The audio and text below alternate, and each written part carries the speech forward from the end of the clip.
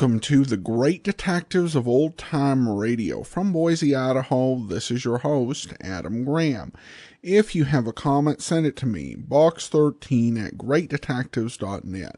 Follow us on Twitter at Radio Detectives and become one of our friends on Facebook. Facebook.com/Radio Detectives. In a moment, we'll hear a word from today's sponsors at audible.com, and then we'll get into today's episode of Yours Truly, Johnny Dollar. The episode's original air date is February the 28th, 1960. Remember that. And the title is The Look Before You Leap Matter. Johnny Dollar. 30 days had September, April, June, and November. All the rest have 31? Except... Okay, except so. Today is February 27th, so this month we get cheated at a couple of days or two. So what, and who are you? Oh, now, Johnny, after all these years? Oh, sure. Sure. Pat McCracken, Johnny, Universal Adjustment Bureau. Right, and I... Hey, you mean I sound like that over the phone? Yeah, just like one of the pallbearers at your own funeral, Pat. Okay, let's get down to business. Yeah, why not? But what's the worry about February being a little short on days this year? And every year? Plenty, because of something that happened almost 6 years ago. A case that even the famous Johnny Dollar couldn't solve. Oh, look, if you ever start adding up all the cases I haven't solved. Hey, wait a minute, 6 years ago? That's right. Bernard Margot. That's right. Barney the Bum. Yep, the cheap hoodlum who died when he jumped off the Triborough Bridge in New York back there in 19... Hold it, Pat. You know as well as I do that whole thing was a phony so that Big Mike Killian could collect Barney's $300,000 insurance, remember? Well, I seem to remember you spending a few thousand of the company's money trying to prove that. But I also remember you didn't even get to first base. Because I couldn't find Barney, couldn't find where he'd skip to. But if you could now, before the 1st of March, you'd save the company that $300,000. Pat, you mean you got a lead on him? Maybe. Want to come over here and talk about it? Brother, I sure do.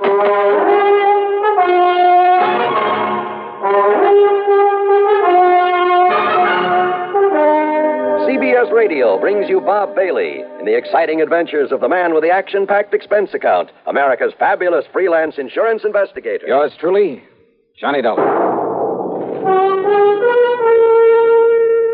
Munch, munch, munch a bunch of Fritos, corn chips. It's not polite to smack your lips, but you can't help it with Fritos, corn chips. Munch, munch, munch a bunch of Fritos, corn chips.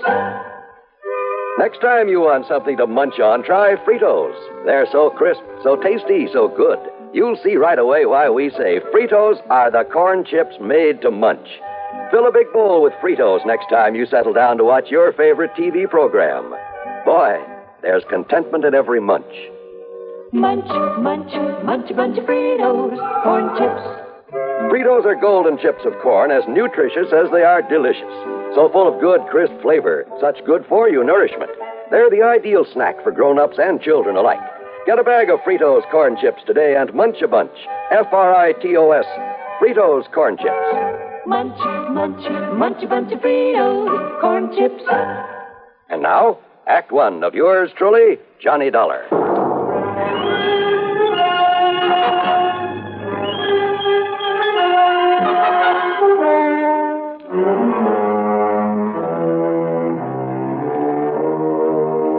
Expense account submitted by Special Investigator Johnny Dollar to the Universal Adjustment Bureau, Home Office, Hartford, Connecticut. Following is an account of expenses incurred during my investigation of the Look Before the Leap matter.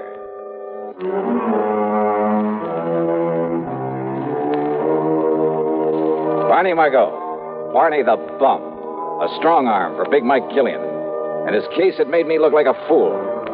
So, expense account item one, $1.25 for a cab to Pat McCracken's office. Now, this is one you'd really like to clean up, isn't it, Johnny? Sit down. Pat, Eastern Trust and Insurance were crazy in the first place when they issued a big policy on that cheap mobster. I know. When they let him name Big Mike Killian as the beneficiary. Well, anybody with half a brain should have known something was wrong with it. I know, Johnny. And then to top it all by waving the suicide clause. I know. The minute we found out about it, we asked them to cancel it, but we were too late. Barney Margot had apparently jumped off the bridge.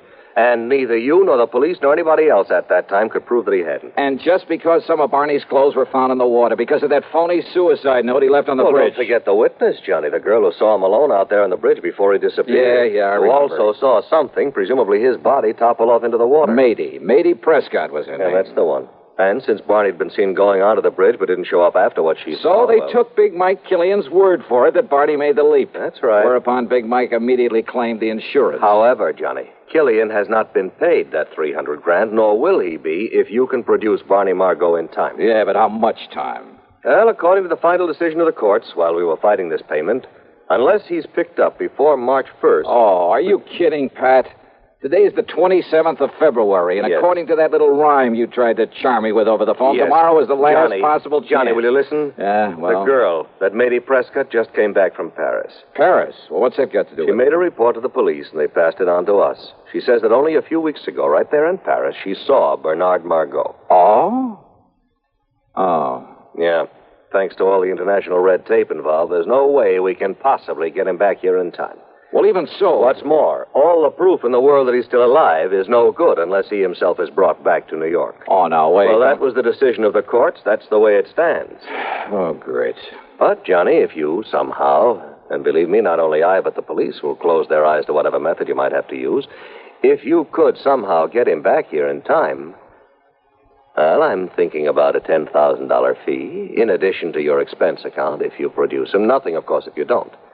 Before March 1st? It's impossible.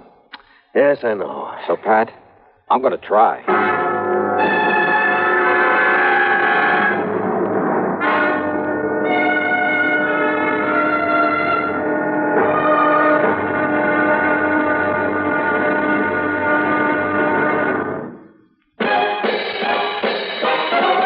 Are you smoking more now, but enjoying it less? Have a real cigarette, have a Camel. The best tobacco makes the very best smoke. Have a real cigarette, have a Camel. Are you looking for flavor and mildness? Have a real cigarette, have a Camel. The best tobacco makes the very best smoke. Have a real cigarette, a real cigarette, a real cigarette, have a Camel. If you're smoking more today, but enjoying it less, try Camels.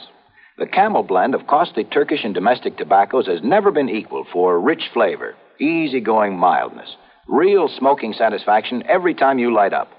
The best tobacco makes the best smoke. Have a real cigarette, a real cigarette, a real cigarette, have a Camel.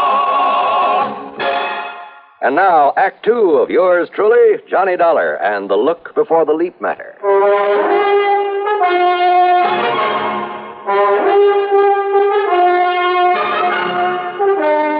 Item 2, 1050, taxi, a train to New York, and a cab to the 10th floor apartment of Miss Mady Prescott. I know, Mr. Dollar. My testimony that I'd seen him on the bridge and that I'd seen him drop off into the Well, water... that testimony, Miss Prescott, may cost the insurance company $300,000 unless I can produce Barney Margot before March 1st. Before March 1st? Yeah, and you say that you saw him in Paris. At an antique shop, run by a Monsieur Dubuisson. Dubuisson? What? Nothing. Go on. Well, I was startled, to say the least. But I'm certain it was he. Absolutely sure of it. Well, you were also pretty certain you'd seen him go off that bridge.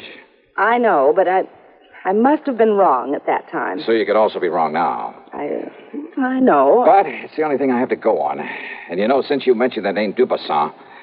Well, thanks very much, Miss Prescott.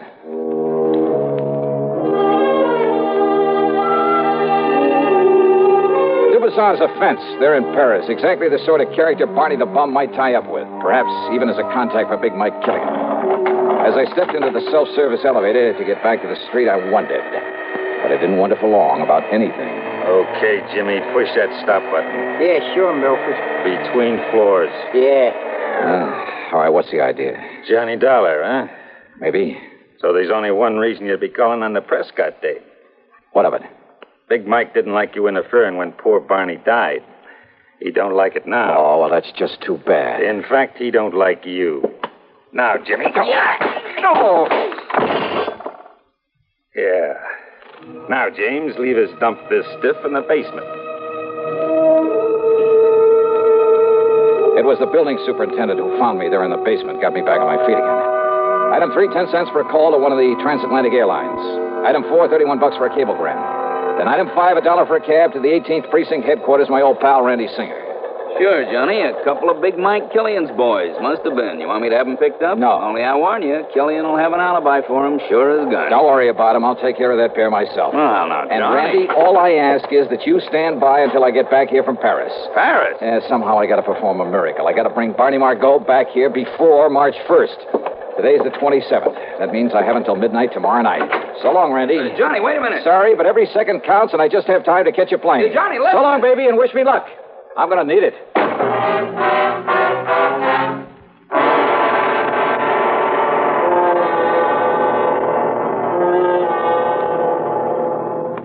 Act 3 of yours truly, Johnny Dollar, in just a moment.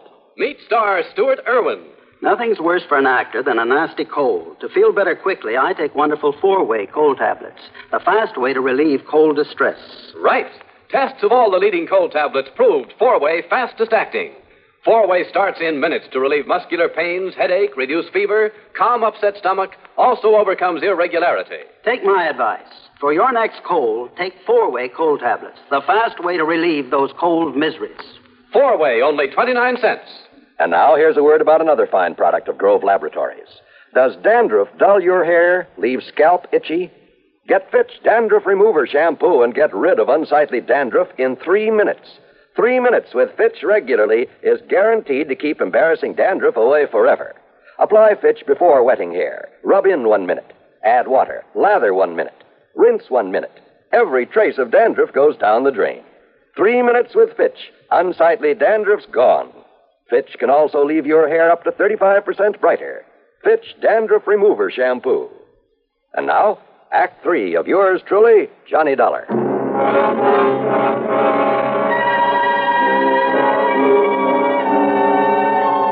Item 6, $420 for a plane ticket to Paris. When we landed at Orly, I put in a call to Louis Dumassac, who calls himself a Chagris. If anyone in all of Paris knows the underworld, believe me, it's the Gray Cat. But I got no answer. Item 7, then, $2 American for a cab to the so-called antique shop of Francois Dubuisson. It was there that Matey Prescott swore she'd seen Barney Margot. I knew better than to expect any real help from him, but he was my only chance, and time was running out. Ah, bonjour, monsieur. Qu'est-ce que vous devez... Ah, Monsieur Johnny Dollar, the meddling American. That's right, Dubuisson. And to what does the fair city of Paris owe the honor of your presence, eh? Bernard Margot. Margot? That's right. I want to know where he is, where I can find him. And now, by what could you possibly think I might know this Bernard Margot? Oh, look, don't start beating about the bush. And do you think that I would tell you anything of him if I did? Now, look, Dubuisson. I have not forget the trouble you have made for me when you last come here. No. Maurice. Monsieur. Oh, no, you don't. Just stay where you are, Maurice. Pardon? Monsieur Dollar. I suppose this gorilla's your bodyguard? Not at all. Well, if he tries to get rough, or you try any tricks, Dubuisson... You are a smart man, Monsieur Dollar, but also a fool. Yeah? Maurice, you have my permission to leave now to arrange the funeral of your friend. Ah, bien.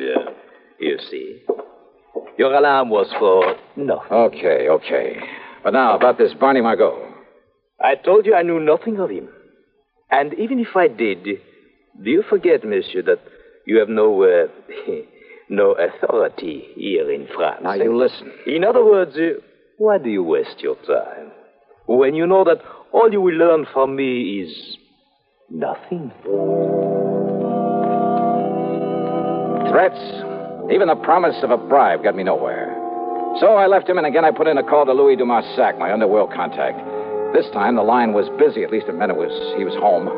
So item 8, $3.20 American for a cab to the dingy little apartment at the far end of the Rue de Pas de la Mule. It's one of the most disreputable-looking buildings in the whole city. Dirty, squalid, falling apart at the seams. And, of course, Le Chagris had to live at the top of 4 long flights. When I finally got up there, feeling slightly winded, I noticed that his door at the end of the gas-lit hallway was half open. And I could see him inside, lying on the floor, the telephone dangling beside him. Hey, Louis. Dumassac. Ah. Huh? Bien. Maurice. Vous, monsieur. Oh.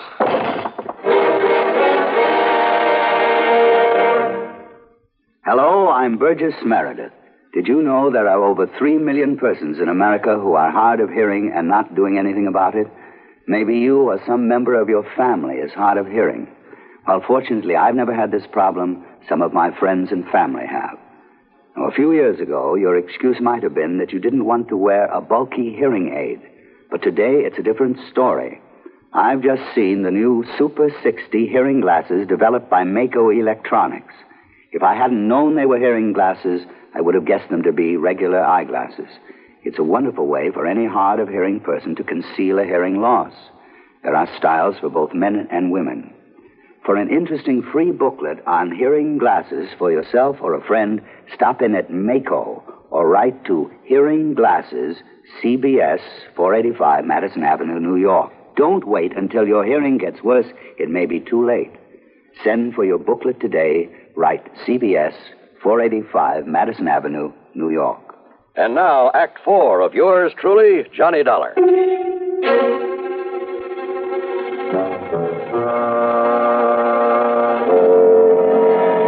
Only my sudden arrival had kept Maurice from killing Louis de Marsac. It got me that clout on the head. But Maurice was gone now. After working over Louis for a few minutes, pouring some cognac into him, he finally came around. Oh, Monsieur Dollar. Yeah, that's the stuff, Louis. Just let me help you up here on this couch. Oh, but so much pain. Yeah, you really got it, brother. Only for you, my oldest, my dearest friend, would I suffer so? Yeah, here, take another slug of this. No, alas. Even that will not mend my broken head. Would a couple of $100 American help? Eh? Oh? Did you get my cablegram? Oh, oui. And I found him for you. Barney? Where? It is worth perhaps $500. $300. But, Monsieur... Okay, $350. Where is he? But if Monsieur Dubuisson finds out that it was I who took care of Barney Margot... He already knows that I'm here. That's why he sent that Maurice character to arrange for a funeral. Funeral? And he was talking about your funeral. But now, wait. You say you've taken care of Barney the Bum? It would perhaps be worth a little extra if I were to have him all tied up and waiting for you. What? Listen, if you can actually deliver him to me, I'll give you $1,000 right now. But I can, Monsieur. Where is he? And perhaps $2,000 if I've arranged a way to get you both out of the country, back to the United States, without anybody knowing about it. Yeah, $2,000. I'll cable it to you if I can get him back to the States before midnight tonight. Oh, before midnight, you say? New York time. Well, we can try, Monsieur. Good. Then let's get going. But first, perhaps I'd better accept the $1,000 just in case. All right. All or nothing. $2,500 if I make it. Then come. First, we get Barney out of the closet here. Out of this closet here in your room? But of course. Well, I'll be. And then we drive to the airfield where the plane is waiting for you.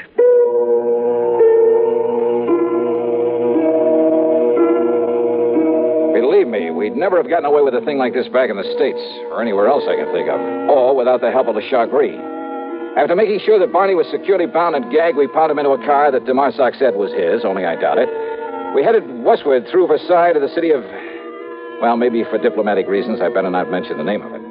Anyhow, their little airport was an old amphibian plane waiting for us. This time it was the pilot I had to haggle with, $7,000 for the trip. But there were $300,000 at stake. Item 9 for a transatlantic call to Randy Singer in New York. No, listen, Johnny, this is too wild, too crazy. You got the ID for this plane? You've written it down? Sure I have, but Johnny... And all you have to do is get us a clearance to land, if we make it. You're out of your mind. This stunt could cause an international incident that even the United Nations couldn't... You want Barney the Bum, don't you? Well, of course we do. Then I'll do. lay him right in your lap if you'll hang up the phone so that we can make our takeoff. Johnny, listen to me. Randy, I haven't got any more time to talk, because if I don't get Barney back there before midnight tonight... No, Johnny, no, listen. See you in New York. I hope.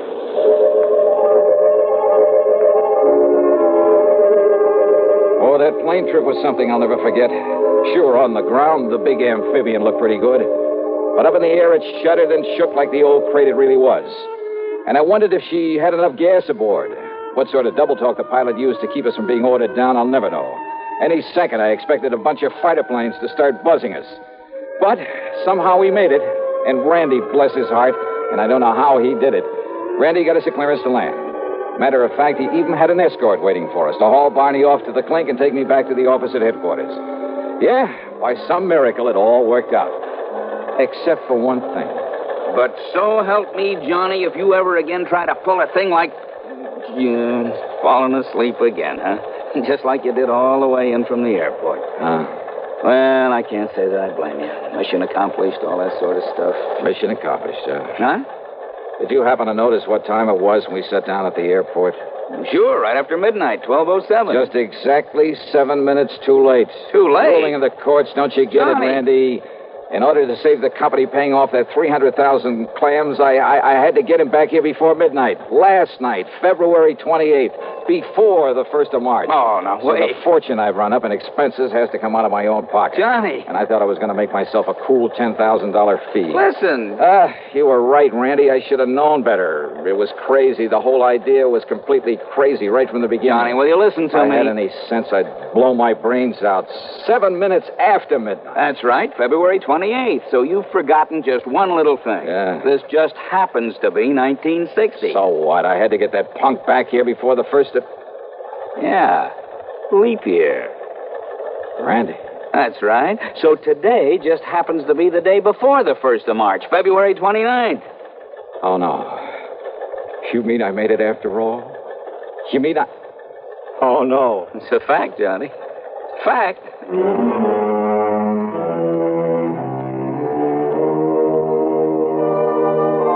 You know something? I should have blown my brains out for forgetting that extra day this month, this year. But instead, I'll just take that $10,000 in fees. As for the expense account, hold your hat. $9,571. Yours truly, Johnny Dollar.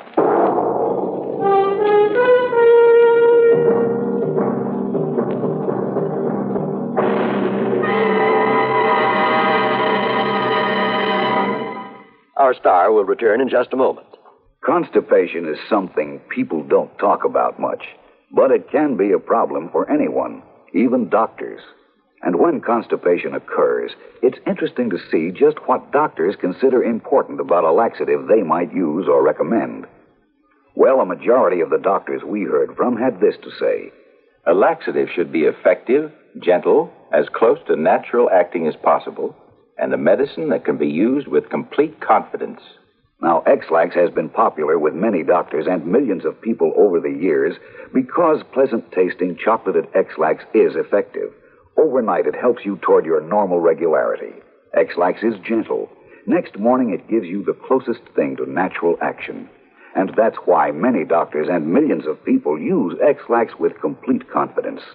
X-Lax, the laxative that helps you toward your normal regularity gently, overnight. Is X-Lax in your medicine cabinet? Now, here's our star with something to think about. On account of its Brotherhood Week, Johnny? John, it's a thought for this week and every week, and it's simply this. In my job, I run across all sorts of people, both the right guys and the wrong ones. And this much I'm sure of. A crook is a crook in any place, in any language. He's just no good. But an honest man, a man who respects the law and the rights of his fellow humans, regardless of his hue, his origin, or his accent, well, believe me, that one is yours truly with Johnny Dollar.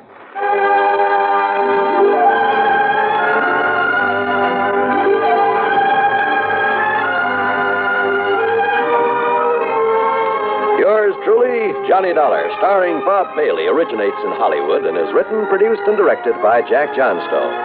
Heard in our cast were Virginia Gregg, Lawrence Dobkin, Forrest Lewis, Frank Gerstle, Herb Vigran, and Tony Barrett. Be sure to join us next week, same time and station, for another exciting story of yours truly, Johnny Dollar.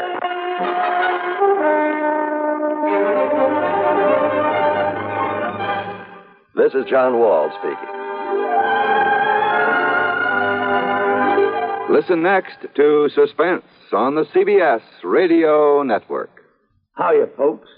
Jimmy Durante, in person. And I'd like to tell you about some of the things that's close to my heart. Well, Jimmy, I'm sure one thing that's close to everybody's heart is the Heart Fund. And that's especially true today, Heart Sunday. Hey, that voice sounds very familiar. Well, it should, Jimmy. It's me, Gary Moore. That's who that is. Junior. Yeah, I thought I'd help you tell the folks how important Heart Sunday is. Everybody wants to get into the act. Well, I certainly hope you're right, Schnoz. We want everybody to get into the act to help fight our nation's #1 health enemy, heart disease. And the best way to do that is by supporting the Heart Fund, our #1 defense. You planned to say something like that, didn't you, Jimmy? I did indeed. So, friends, when your Heart Fund volunteer calls on you today, Heart Sunday, remember your dollars will help our scientists develop new and better ways to safeguard healthy hearts and save those that are already afflicted. Come on, folks. Dig deep for your contributions to the Heart Fund. Believe me, it'll do your heart good, too. Radio 59, WROW, with the news service unmatched in the Tri-Cities. This is Andrea J. Graham, author of the Web Surfer series, Oh, and a Madam's Wife. You're listening to the Great Detectives of Old Time Radio.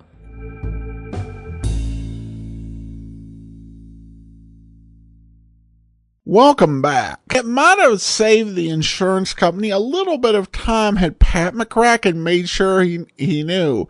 You know this is 1960, 29 days. At least would probably not have paid $7,000 for a flight back to the States, knowing that he did have a little extra time to get there. But at any rate, the insurance company comes out really to the good. They can't complain too much, since they paid about $20,000 to save $300,000. And it's interesting. It kind of caught me by surprise just because I'm not thinking myself of being in a year that's divisible by 4 where leap years becomes a thing. However, I don't know how clever folks in 1960 thought it was that Johnny Dollar was running around seemingly having forgotten that this month had 29 days in it.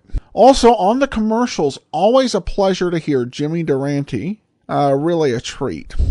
Well, now our listener comments and feedback, and we start with Tim. He writes in regarding the PO matter. I had to listen to the Jesse Owens PSA at the end several times to decipher what the Albany announcer was saying. Benny Baruch, Benai Birth. He mentioned the sponsor of the sports dinner 5 times and pronounced it 3 different ways.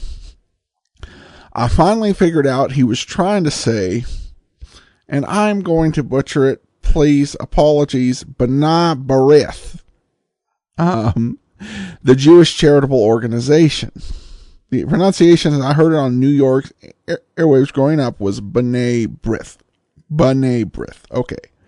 The Johnny Dollar broadcast sounds like it was recorded in the late 60s and early 70s. By then, Jesse Owens was a goodwill ambassador delivering speeches to corporate and civic events. The B'nai B'rith, I think I've pronounced it 3 different times. I'm as bad as the guy in New York.